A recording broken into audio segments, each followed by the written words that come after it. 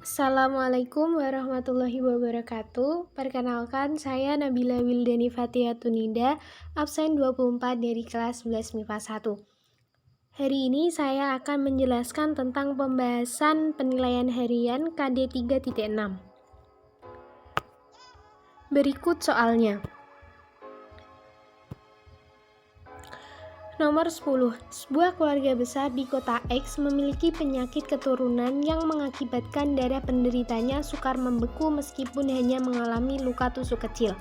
Ternyata penyakit ini hanya diderita oleh laki-laki di keluarga tersebut, sehingga warga sekitar menganggap keluarga tersebut terkena kutukan. Sebagai seorang siswa yang mempelajari ilmu biologi di SMA, kamu harus menjelaskan dengan tepat bahwa penyakit tersebut bukanlah jenis kutukan, melainkan penyakit yang dikenal dengan istilah medis. Untuk pembahasan soal nomor 10, kita bisa mengetahui berdasarkan ciri-ciri yang disebutkan pada soal bahwa penyakit tersebut adalah hemofilia. Yang dimana hemofilia memiliki ciri-ciri bahwa darah penderitanya sukar membeku. Hal ini disebabkan karena kekurangan faktor 8 dan 9. Dan penyakit ini juga merupakan penyakit keturunan yang lebih sering terjadi pada pria. Bisa kita lihat dari gambar yang di samping bahwa penderita yang mengalami hemofilia tidak bisa mengalami pembekuan darah akibat kekurangan protein. Tidak bisa mengalami pembekuan. Berbeda dengan orang normal, pada saat kulit kita mengalami luka, maka akan segera melakukan pembekuan darah yang dilakukan oleh trombosit. Maka jawaban yang paling benar untuk soal nomor 10 adalah hemofilia, D.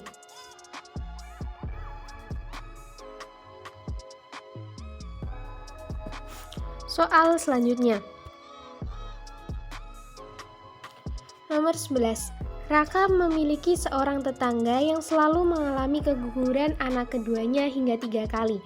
Berbekal pengetahuannya selama belajar biologi, kemudian ia menyarankan pasangan suami istri tersebut untuk memeriksakan golongan darah mereka.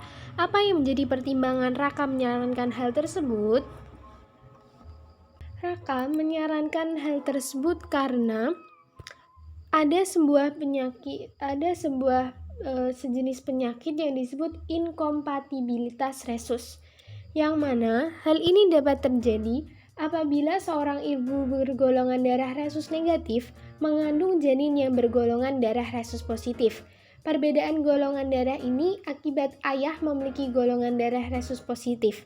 Meskipun demikian, kasus inkompatibilitas resus cukup jarang ditemui.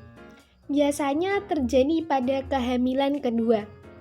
Karena telah terbentuk antibodi pada kehamilan pertama, maka pada kehamilan selanjutnya antibodi yang telah terbentuk tersebut bisa melawan antibodi yang dimiliki oleh bayi yang dikandungnya, yang mana akan menyebabkan sel-sel darah bayi tersebut hancur sehingga mengalami keguguran. Maka jawaban yang paling tepat adalah yang E. Janin mewarisi resus plus atau resus positif dari ayahnya, sehingga memicu terbentuknya perlawanan dari antibodi yang dibentuk ibunya. Soal selanjutnya.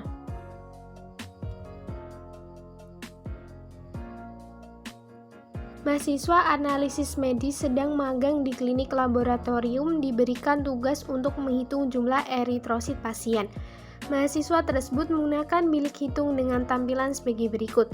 Bilik kotak yang perlu dihitung untuk nantinya dimasukkan ke dalam rumus perhitungan eritrosit ditunjukkan oleh nomor. Berdasarkan gambar tersebut bisa kita simpulkan bahwa untuk bilik yang harus dihitung untuk mendapatkan jumlah eritrosit yaitu bilik nomor 1, bilik nomor 5, nomor 13, nomor 21, dan nomor 25. Karena untuk mengetahui jumlah eritrosit tersebut, kita harus menghitung bilik yang ada pada bagian pojok kiri atas dan bawah, pojok kanan atas dan bawah, dan tengah. Lalu setelah dihitung dari kelima kotak tersebut dikalikan 10.000, yang mana akan diketahui jumlah eritrositnya. Jadi jawaban yang paling tepat adalah yang C.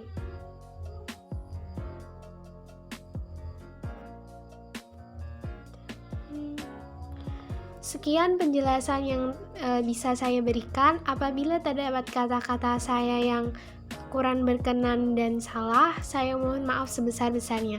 Wassalamualaikum warahmatullahi wabarakatuh.